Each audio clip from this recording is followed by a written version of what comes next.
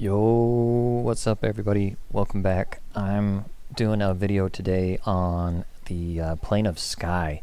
I kind of wanted to do a walkthrough on all of the, where to get the keys and how to basically go run through and do all the bosses. So before I jump into that, I wanted to show the EverQuest wiki, Eqlwiki, for the plane of sky. It'll kind of walk through a lot of the stuff that I'm going to go through. So talk about all the keys, where to get the bosses, and then how to get the Efreetis to spawn through the different isles. I'm also going to show kind of how to get there and some strategies for stuff like the bees and stuff. So what I really like about this Eqlwiki is it has a quest list for the class unlocks. So this is all the different quest items that you're going to be getting as you go through there, and this is the stuff that they will turn into. So big shout out to Eqlwiki and all the developers working on that. We really appreciate it. So you can kind of click through here as you get the items, so you kind of know what you have or what you want to use, where you want to use it if it's for multiple classes like this feathered cape. And then whenever I actually make it, I click the rune part as well, so that way I know I've done the whole thing. You know, I've actually created it, but that's just how I do it. Alright, so getting into the video, you start out here in East Freeport, and was where I started. And this is near the zone, you know, to North Row. So jumping into the video, I start out at the gate and I run in towards the docks.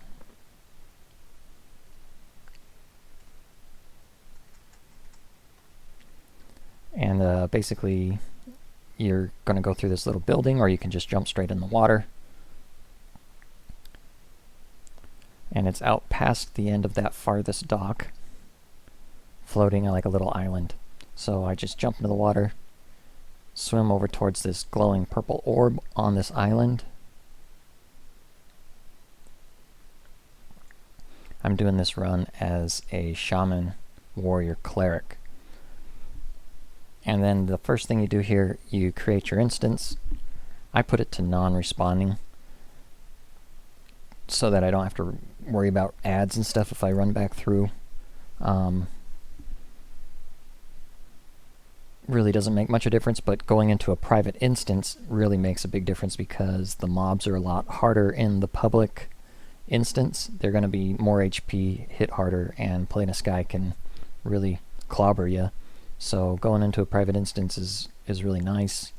If you're wanting the challenge, you can do public or even higher than D0, but all the quest items get awarded at a difficulty 0 rating, basically, so tier 0.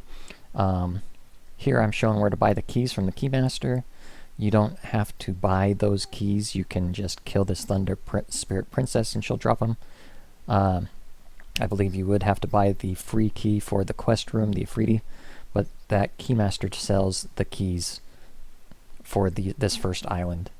But killing this Thunder Princess, you save a little plat. So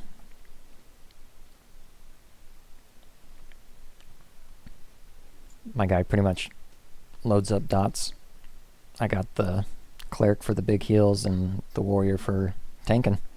So they do tend to go pretty fast. I do skip a little bit of, I tried to edit stuff for time.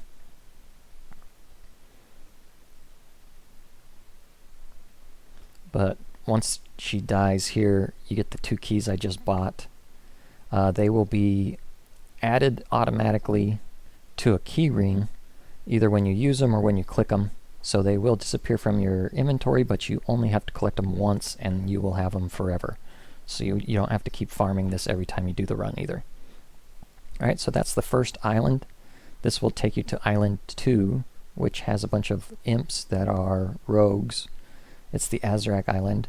So in order to get the boss of this island to spawn, you have to kill these imps. So they're not too bad, but they do a really annoying knock up that floats you in the air and keeps you from moving. So it does damage, hits you up into the sky, keeps you from moving. If your pet is tanking, or you have a charmed pet tanking, it will just keep floating you up higher and higher to the point where you can't melee them. You'll have to like do ranged or have some sort of dot damage like I do. So I kill maybe 7 of these guys. I'm going to skip a little bit ahead for time. But basically I'm just killing them until the guy spawns. His name is the Lord of the Skies. He'll be floating in the sky and not padding around. And then it gets a little dicey because these guys pat. I got 3 on me at one point. I think it was like 4 even. But not too big of a deal. Full heal from the promised renewals are pretty strong. So that's the boss that spawned in the air. He just sits there. He doesn't pat. And as soon as this guy dies, I'll med up and go fight him. But Protector of the Sky is the name. I get my full mana, buff up, and then do the pull. So the island's already pretty clear because I killed a bunch of those Azurics. And he is just like the other ones, except a little bit higher level, a little stronger. So nothing really special about him to worry about except that knock up keeps you from moving and stuff. So just like the other guys on the island. So once he dies, he drops the key for the next island to Island 3. And I like to go through this order where I either kill the bosses first, or at the very least go and kill the last boss, the Eye of the Veeshan, before I come back through and kill the Efreeti. Because if you kill the noble Dojorn Efreeti, it will start spawning the other versions of him and the other Efreetis on Isle 4 and on Isle 8. The issue with killing them as you go is the one on Isle 8 will aggro along with the boss, the Eye of Veeshan, so you'll have to fight 2 bosses at once. I don't really like doing that, so I opt to run through, clear whatever I want to kill, and once the Eye of Veeshan is dead, I'll go back and kill the Efreetis.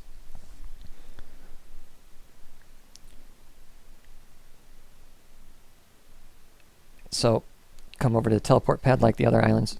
Pop over to here. This is Island 3.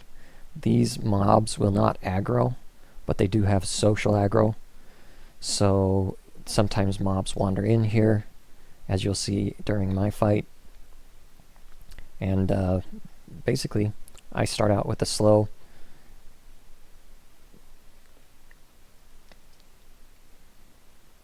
On the Heart Harpy, it's easier to hit on. And then on the Gorgulus, I Malo it first because it can be a little more resistant, but as you level up your spells, they'll stick better and stuff like that. So I roll my dots, get my dots rolling on both of them. If you have a character that can mez and stuff, or even charm, this Heart Harpy is a good option for charming. It's level 58, or yeah, 58, and it's pretty tanky. It's a Shadow Knight. My favorite ones to grab, though, are that Thunder Princess Fairy at the very first island. That is super strong. The Azaracs can be pretty strong, too, because they're rogues. So the very first one, the Thunder Princess, is a bard, but she attacks really fast and does really good damage. The rogues have backstab, which is really nice. As you can see here, I got the ad from Gust of Wind. Not really a big deal because I've already got everything slowed and manageable. Sometimes you'll get the little eyeball, they're called, Mage Lord looking things, that steal your mana. So I'll usually prioritize those if they do come in. But another mob that's nice to charm are the bees. I find that the bees are magic resistant, So what I will typically do is charm the boss bee and use it to kill all the other stuff of the run, and at the end I'll just kill it by itself, or if it dies or something you can charm the next level up. I'll kind of walk through a lot of that, but I have another video showing how I do it with an enchanter, but you know, basically I can walk through and show you how all the different mobs fight. So here's Island 4. When I zone into here, I run to the left, following the zone edge line. And that's the Pegasus boss floating, the big boss. So there's basically two different types of monsters. You have the Pegasus that will not aggro. They will social aggro. And then you have Griffins, which will aggro most of the time. There's a couple of them that are indifferent and do not spawn an extra mob when you kill them. So, but the Griffins, when you kill them, they'll spawn one higher level version of themselves and attack you. You can see a Griffin flying in the back right there. The Pegasuses, when you kill them, Pegasi, when you kill them, they will spawn two different mobs that are higher level. And then when you kill either one of those two, it'll spawn another higher level mob. So I'll showcase that here on this one. But because of the fact that it spawns a higher level mob, I am not dotting up that Essence Harvester. This Wind Rider Drake is a mob that pats between all the islands.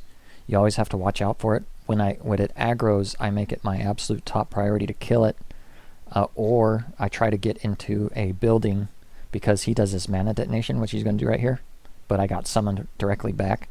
If you do not point him towards land or get into a building or something, that mana detonation will knock you off the edge and zone you out. You'll have to swim back to the island from in East Freeport, and then zone in, enter your instance again, and run back to where you are.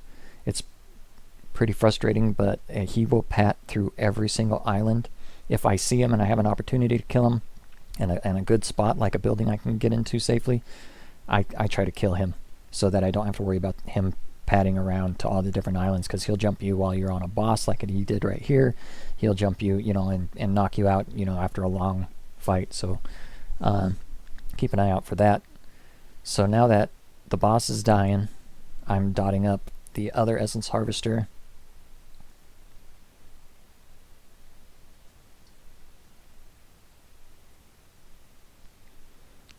And then I'll probably hit a Cannibalize, I'm guessing. Yep. So keeping my sustain going through multiple fights here. Here's the loot for this. That feather is the key at the top.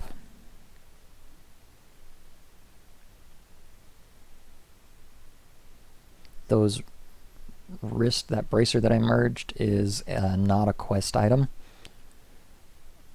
It's just an item that will drop. They have one for each of the int casters. So you see how I killed the lower level soul harvester, and it spawned up too. So another thing that I do is I keep my pet on greater hold, because I like to position mobs and stuff. So if you notice, my pet has not been attacking on these guys because it's a new monster. I was focused in on the fight. I wasn't paying enough attention. So, but it's something that happens every now and then. It's a risk I run, I guess. But typically, I'll try to turn it off.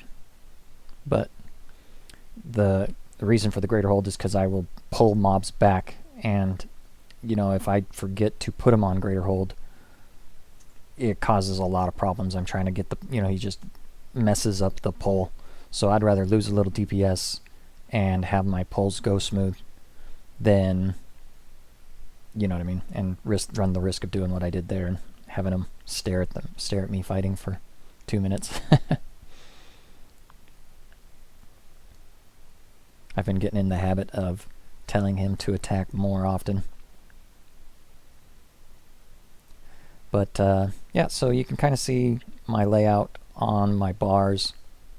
I've got the Blade Stopper shield on Z for rune.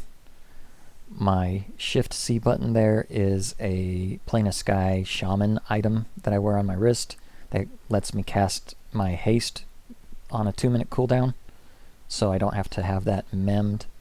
I quick buff it, but after that I'll just manually cast it on, usually on cooldown. Most of these guys pat by over here, which is nice. So they'll kind of come near, but I try to pull these to a safe spot so I don't get pats. And then the Shift B button is a Cleric Plane of Sky necklace that has a promised renewal on like a 6-minute cooldown. So it helps me save some mana when I'm healing up and stuff like that. The B button is my consumable Prayers of Life. I pop if I have an emergency because they give them out like candy when you're killing the raid bosses. I believe it. And then it's just nice for an emergency heal whenever I need it. And then on the Q, E, and R button, that's my Shield of the Immaculate to clear diseases. In case I get slowed, it'll clear off slows from me. So it's super duper nice. What I do over here, I run, now that he's dead, I run back towards where we spawned in at on the right, and the teleporter is around further to the right. These mobs are going to be in the way later when I kill the Efreeti that spawns at that windmill on that ramp. So I like to clear out some of these mobs that are padding around or in the way, so that when I pull him away from there, I don't get ads. I've been told fighting inside the windmill is a safe space as well. So you can opt to hit him and, like invis over to him or something, attack him inside the room and pull him back. You just want to stay away from the walls because mobs will aggro through the walls. So that is an option as well. It's not too bad. I've tried it a few times. It works pretty good. So lots of different ways to do this. This is just what I think is the safest. Just clear a little bit of a path and pull that Efreeti over here. So, all of these mobs will drop wind runes that are needed to make the quest items. So I find I need to kill these things for wind runes half the time anyways. They give really good AA experience. So there's just, this is a good zone on a lot of levels. You'll get random drops from things like a Shadow Knight one-hander. That's pretty good. When I see them drop, I try to shout it out for you. What items are not quest items. But almost everything is a quest item is what it comes down to. This one always camps the teleporter pad. Another option that works, the mobs won't chase you through when you teleport, typically. Sometimes they will, but I have found that like some of these mobs you can run aggro and just teleport to the next island and they won't be able to pat all the way over to chase you. It's not a bad option for trying to do speedruns, trying to get through faster. You can invis past a lot of this stuff, but like I said, I'm trying to kind of do the basic show how I would typically do a full run. If I'm trying to get the wind runes, if I'm new, I need the keys and stuff like that, I might as well kill these things and get wind runes and some experience for the, all that stuff. So, but that would be the first trip through on aisle 4. And then this is the teleport pad basically in a second. That'll take you to the Spear Rock Island with a bunch of Aviacs. So in order to get the Aviacs to the bosses, there's a Guardian that's going to spawn here after you kill a couple of these Aviacs.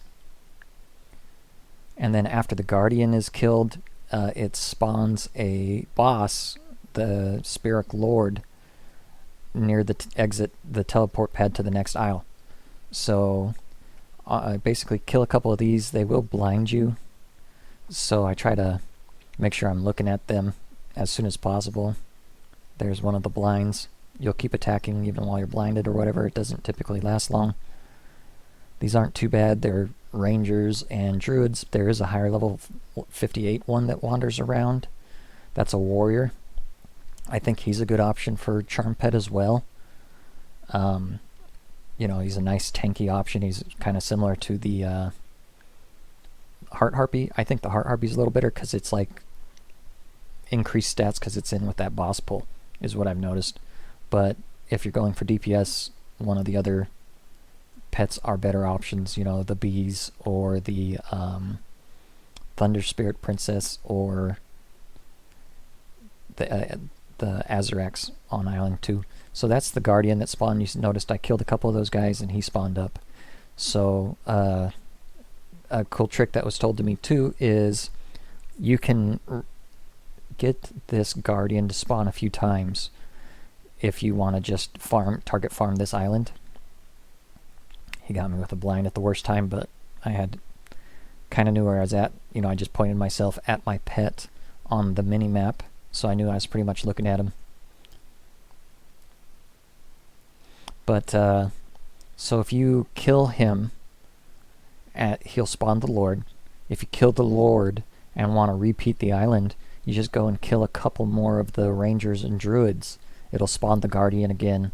You can kill the Lord, and I believe you can do that 3 times per run. So it's kind of a nice way if you're trying to get the items that are specifically dropped by him. And again, you can kind of reference that off of the Eqlwiki page I showed at the beginning. Really nice resource for knowing which bosses are going to drop what, so you know what you're looking for and who to farm. Because after a while you might just be missing one piece. If you're not trying to, you need all the pieces to unlock the class. But if you're not trying to level up a specific piece, you might not need to kill that boss anymore, if that makes sense. So you can just kind of target farm. Like I find the bees are the ones I need the most. The Sister of the Spire has really good stuff on Isle 7. And of course the Eye of Veeshan and the Efreetis. Efreetis drop tons of stuff. So that's the Lord guarding this teleport pad here. I think he's level 63. But he doesn't really do anything too crazy. I can get him by himself over here by the teleport pad. I believe he still tries to blind and stuff. He's a ranger, so he'll hit you with those ranger dots that knocked me out of my bear form a little minute ago. I'm not quite sure why dots take me out of bear form, but you get to see me in my ogre splendor now. So yeah, he's not too bad. Pretty much standard ranger stuff.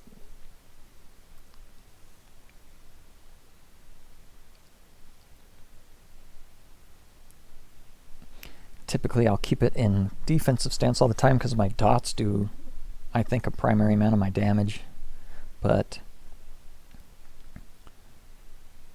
since he doesn't have any ads or anything, I don't feel too worried about this guy. I throw it in striker. The hardest part is remembering to put it back into defensive stance before I go to the next island, because the next island is the bee island. I have died more on the bee island than any other island, so there's multiple strats that work with the bees. I show 2 different ways to kill them here. So the Spirok Windblade that dropped was not for a quest item. It's a ranger epic quest, or it's an epic quest item that is usable by rangers, so I merged it. There was the bracers, another one of the Intcaster bracers, but that was the key, that stone for the next island. So the strategy I'm going to use here, I have invisibility and pacify. So I'm going to try to go invisible. You want to make sure you are invisible before you zone onto this island, because the bees are camping the spawn in. And so I go invisible, I sneak past the bees, and then I try to pacify them with an extended range from the other end. I do not do it successfully this time, so I show my alternate backup plan that I use. A third option that I don't show is a feign death. So you can try to split pull with feign death and move them around. But essentially these bees when you kill them, spawn a higher level version, and they just keep getting progressively harder, and they already hit incredibly hard. So I put on the Spirit of Beely, the Spirit of the Wolf, so that I can run faster, because when I hit the Pacify, I want to be able to get to the other side. Like I said, I do fail here. So the big bee in the middle is the boss bee. The small bees are adds. So I am just a little bit too close when I hit this, and they all, actually only the 2 bees aggro. So since it's only the 2 bees, what I elect to do is pull them all the way back to this safe space where they won't aggro me on my future runs. And I go ahead and kill these 2 bees here, so that this is their new spawn spot, since they pop into existence back here. And they won't return to their original spawn spot. This is where they spawn, so this is where they'll stay.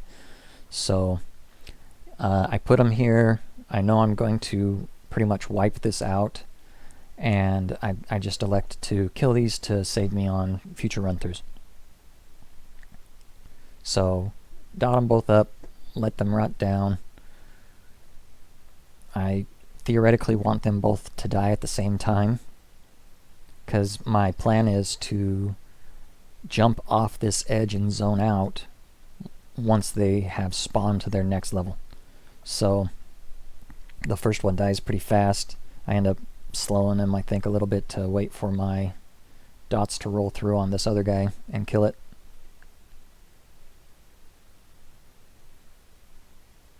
But as you're getting them low, you want to make sure you have your heals ready. Like I put my Promise Rune on really early, just in case they come out and just do a tremendous amount of damage.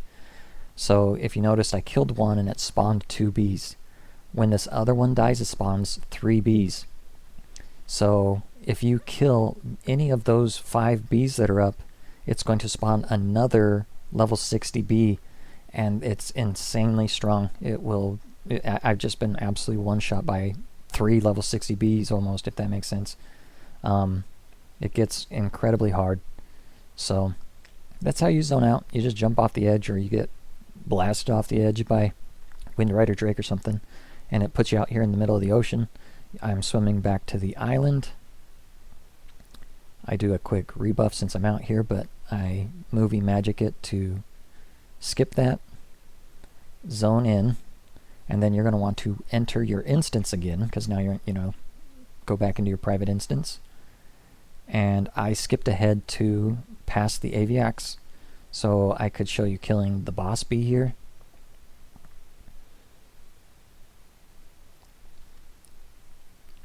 So those bees are no longer a problem because I pulled them all the way back. They're hiding back in the far corner behind that hill. I can pull this bee by itself.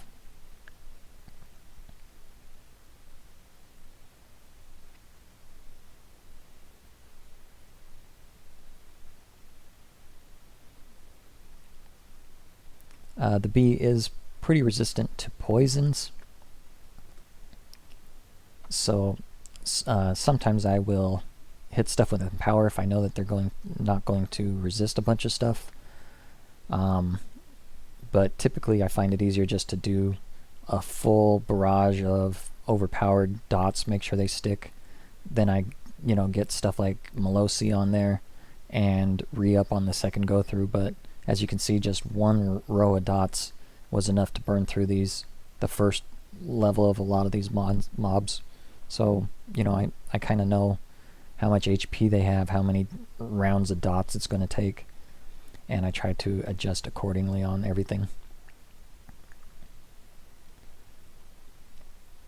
But this is just kind of a gauntlet of bees here. So since I know I'm going to be going through 2 more rounds after this one, this is, I equate it to like Goku powering up through all of his Super Saiyan forms. So he's at Super Saiyan. I pulled regular Goku and he died and popped Super Saiyan form. He's going to go to Super Saiyan 2 after this, and then you get the boss mode. But thankfully these are not, this set of bees, the boss bee, has it's not as magic resistant. That's why I choose to charm it. You notice that there was two forms, the regular one and then the Super Saiyan one. I find both of those are good for pets, so I will typically charm the first one, fight with it. If it gets close to dying or I want to kill it, I can kill it when it's low instead of healing it, and then charm the second version and run around with it for a while. And then if it, when I'm done with the run or something, or if it happens to die somewhere, it'll just be a boss beast sitting there, so you have to be careful not to let it die. Because, typically you might get into having two bosses at once. So, but this is the stage right before the final boss spawns of the bees.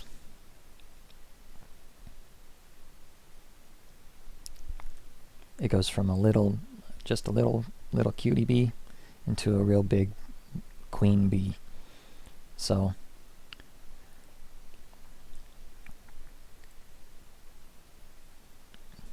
you've noticed I hit it with an empowered there.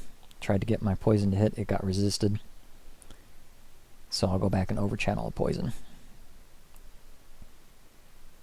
And a plague. So it looks like it might be hard resisting on the disease too. It might be tough to land those. But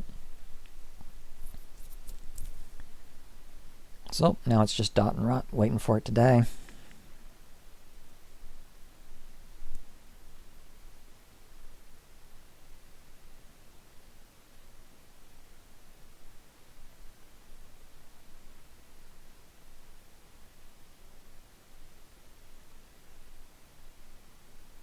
I'm going to skip ahead for posterity here.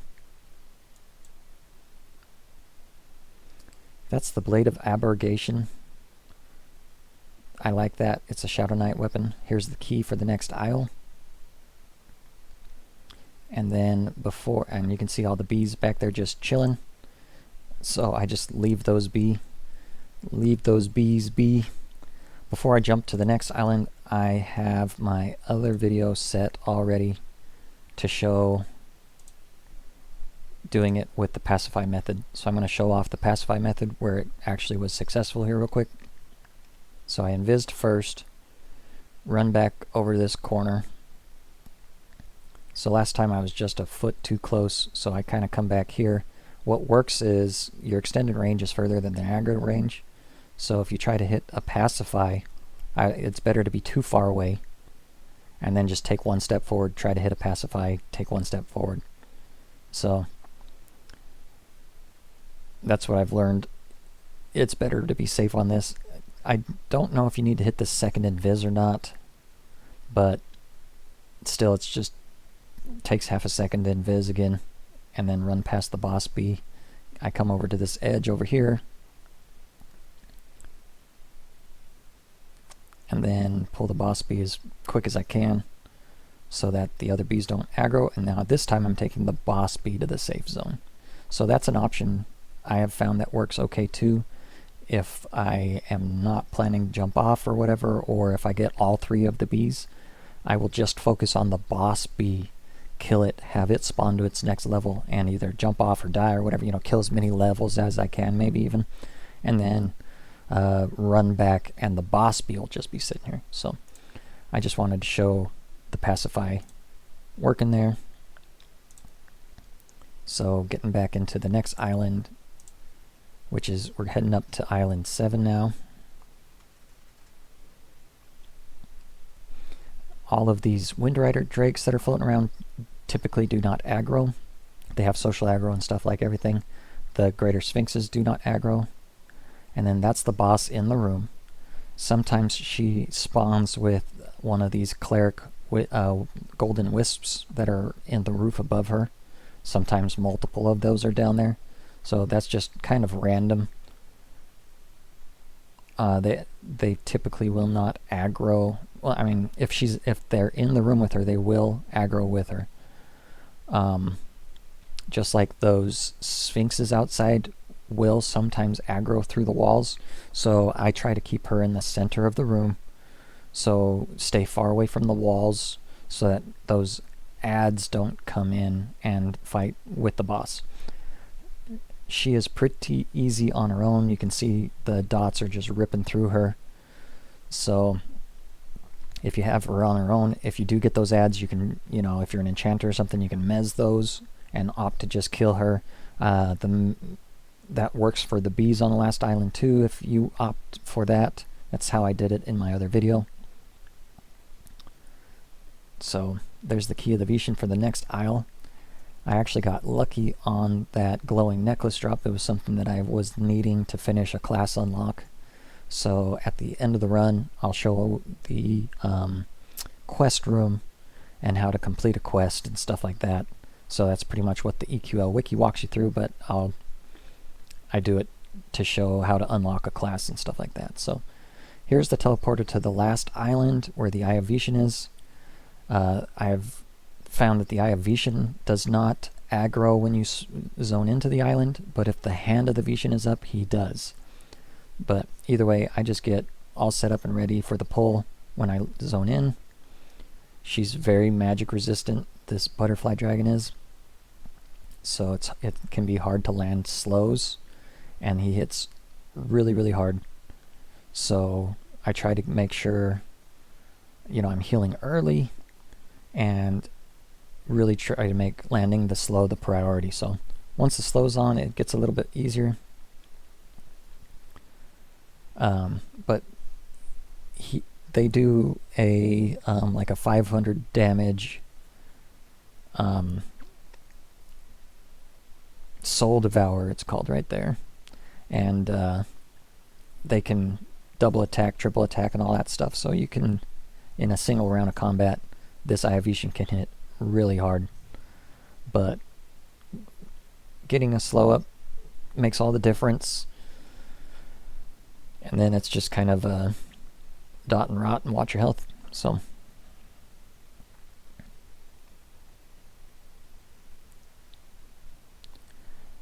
the Eye of Veeshan pretty much drops just one piece of loot typically, which is either one of the gems or one of, you know, one of the items from their loot table. So I find that I have to kill the Eye of Veeshan many, many times to get the correct item to drop, because it has a pretty big sized loot pool. So what's cool with a lot of those quest items that are dropping, they tell you what class they're used for on them. So if you get an item and you hover over it, it'll tell you something like, you know, that one was an enchanter. So if you hover over it, it should say, you know, enchanter, or it'll say wizard, or it'll say cleric on it. So that kind of gives you a clue as to which class uses that for the quest. So now that I'm done, I started back at the beginning, ran over to the left side and went to this island point, you know, 1.5, which is where the noble Dojorn Efreeti is. He has this little blade storm that's going to pull with him. So I open up with the slow and kill him.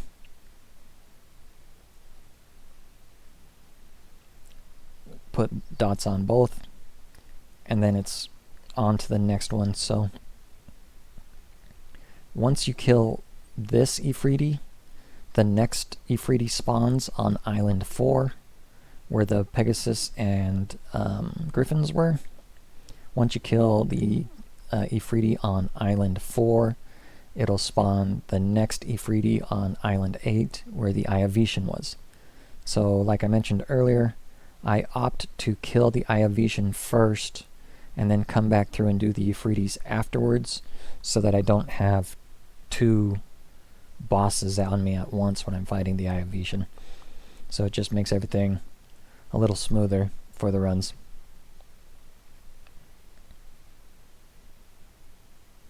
So these Efreetis drop a bunch of weapon components and some of the golden Efreeti items.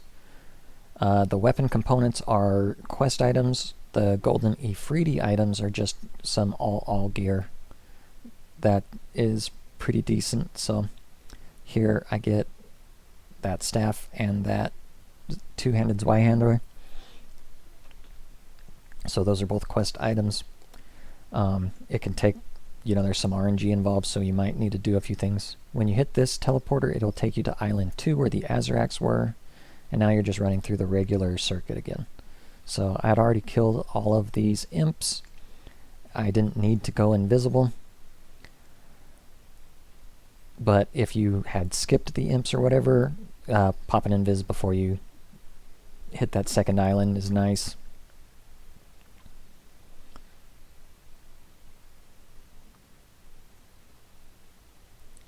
So, popping over to island 4, this time I run to the right, because he's going to be spawned at the ramp of that windmill. So since I'd already cleared a lot of the trash, I waited for the pat to go away, and then I'm just going to pull him back over to where I spawned in at on this island, because I don't really get a lot of pats over here. There's a couple other spots that work well. Like I said, you can pull them into the room. I've found that pulling them over near the teleport pad is fairly okay. After doing it a few times, you'll get a sense for where everything pats around on the island. But in the meantime, I would recommend watching for things coming. You know, see if anything is patting your way. If you're not in a safe spot, you can pull them somewhere better, you know what I mean? But right over here on this edge, I think, especially after I've killed a few of those things, I found this to be a really safe spot back here where you zone in. So this Overseer of Air hits harder than the Noble Dojorn. Just have a heads up. Same with the Hand of Veeshan on Island 8. They can hit pretty hard sometimes. So just be mindful of it. The first Efreeti's a bit easier. That's why it has that add with it. This one's not too bad. But watch your health. He can double attack and hit you. So I'm all set. Heading to Island 8 here. I'm going to skip ahead for posterity, but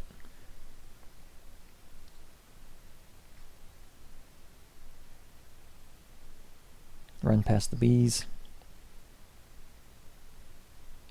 Sphinx Island. And then you just, like you did for before, head to the back corner. So I'm popping it forward. Oop, a little too far.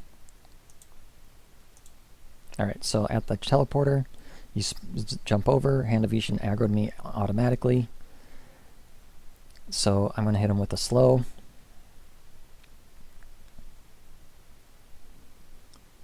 And then it's just dot healing and tank him. So he's not quite as magic resistant as the Eye of Veeshan, you know, since he's a little lower level and stuff. So getting slow to land is a little easier. So basically just wait for the dots to do their thing. I'm going to go ahead and jump forward just a little bit.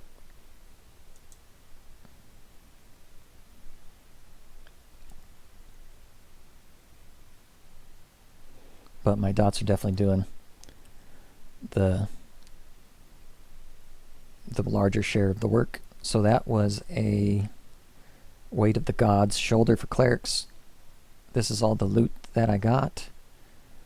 The shoulders, that little brown hood, is not a quest item.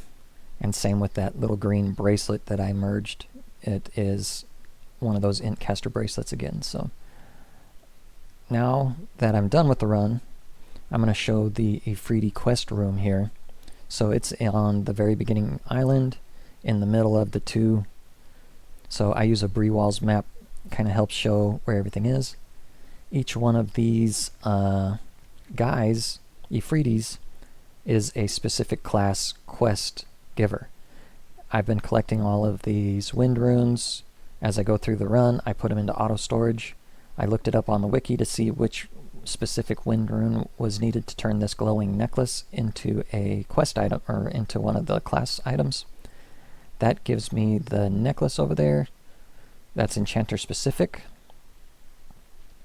And now that I have done that, I have the enchanter, because I've done all the other class specific items for the enchanter. that unlocked my enchanter class as a primary class that I can use in the future. So in order to see where you're at on that, you come over to your EQL button, go to achievements. It's under that untapped potential, and I can see which items I've collected under the classes tab. So as you can see, I've done all of the enchanter ones, so now I have the enchanter class unlocked. So it's just a nice little in-game way to track through everything as well, so you can see what you build, what you have built, what you need to build. You have the same option for race unlocks. So I need to do like the barbarian, for instance. I still have to get my faction up with them. And then there's also deity unlocks. So that's going to pretty much wrap up my run. I leave the instance and you can run it again. So it's not like a raid where there's a lockout. This is just a personal instance. You can run it as many times as you like. So that is everything. I really appreciate you all watching. Let me know in the comments if what combos you're using to run the Plane of Sky with. I really like to know kind of what strategies and stuff you've found out that works well for you. If you're doing anything different than I am, let me know. Thank you so much for watching, and thank you for all the support and everything. I've really appreciated. This community has been really great. Thank you all. Later.